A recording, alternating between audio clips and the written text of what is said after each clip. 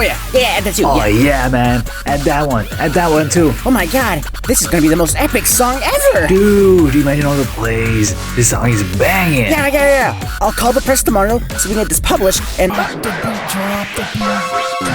yo, I'm rapping so fast, my bars are on fire. Hello, I'm Lemonade, and I like to make music. I'm sure you do too, because you're watching this video. One question I'm surprisingly asked a lot is, how do I make music? And the answer to that is, simple. I have no idea. The truth is, there's not really a pure defined way to make music. Either you like it, or you don't. I may like rap music while disliking EDM music, but it doesn't mean it's bad music, and it doesn't mean it's good music.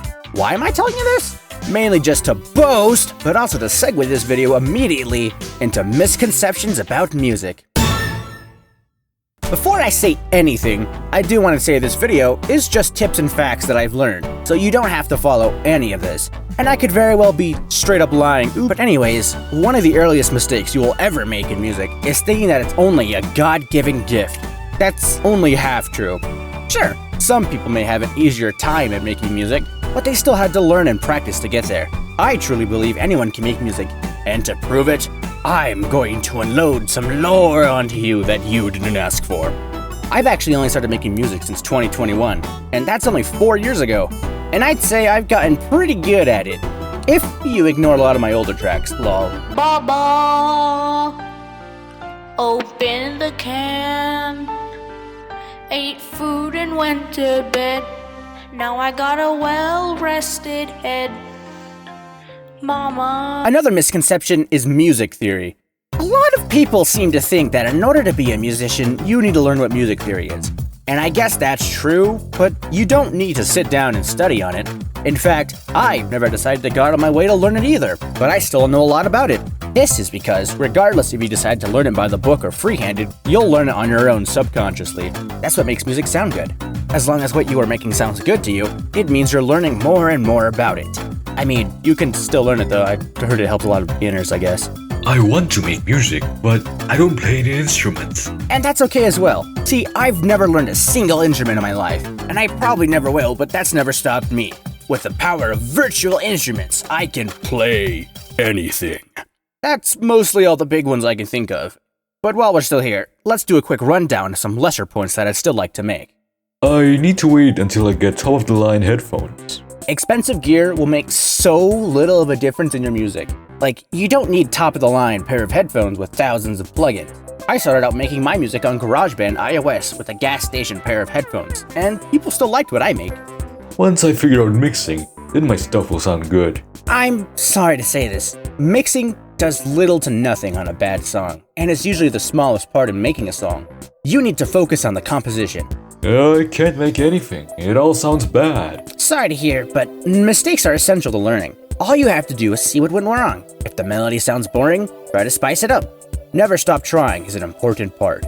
I need to wait until I get a creative spark. Sure, sometimes we all have that spark of a top hit in our ears, but you can't just rely on that. What helped me the most in my early years was making what I call loop music. Essentially, I made at least one piece of music every week at school, regardless if it was bad.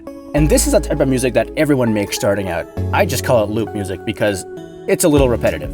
It usually consists of a 4x4 drum pattern, a simple chord progression, and lots of looping melodies. It's not really great for any other use other than listening, but it really helped me get the hang of rhythms.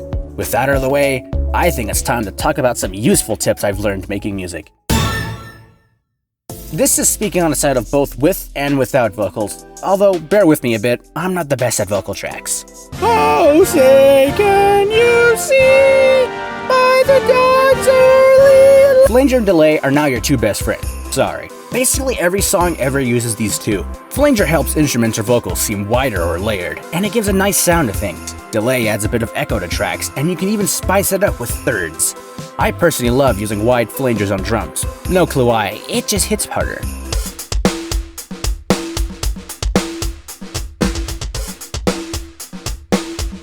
If you put the bass aligned with drums, it can pack more of a punch.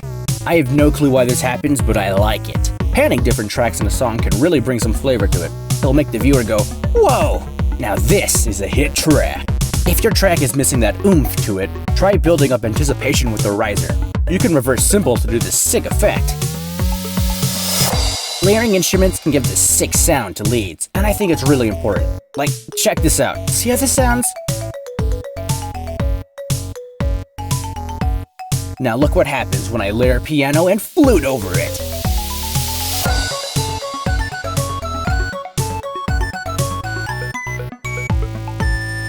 To make a realistic sounding guitar, it's mostly all in the amps. In FL Studio, I like using these stock amps, and it can make a fake guitar sound like, well, a fake guitar, but cool.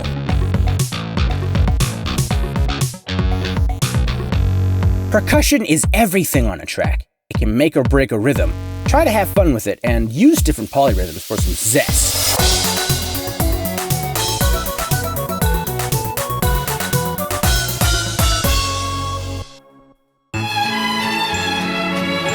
Vocal stacking is pretty useful in recording music. It also helps you process the sheer awfulness of your voice. I like to mix and balance my songs at a 40% volume. This is largely useless, but it helps me maintain a 0 decibel average so it's not too loud.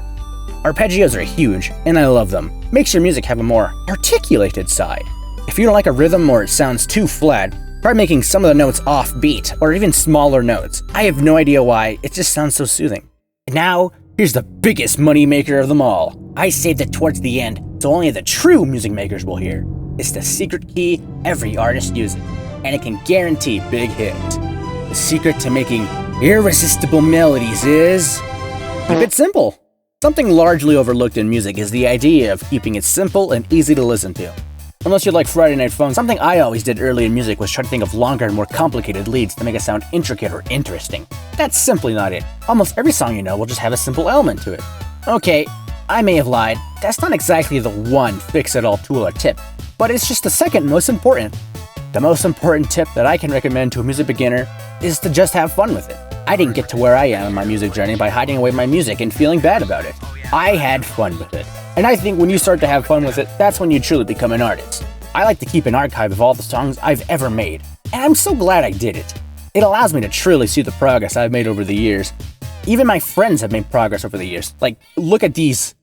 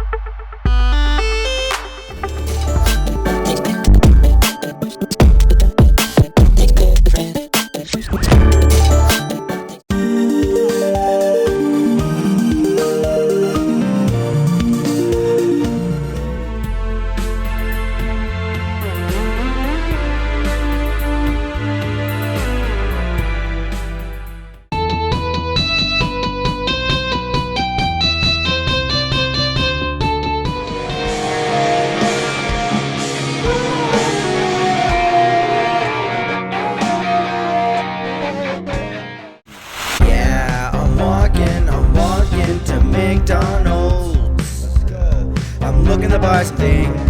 Now that's how it's going to be.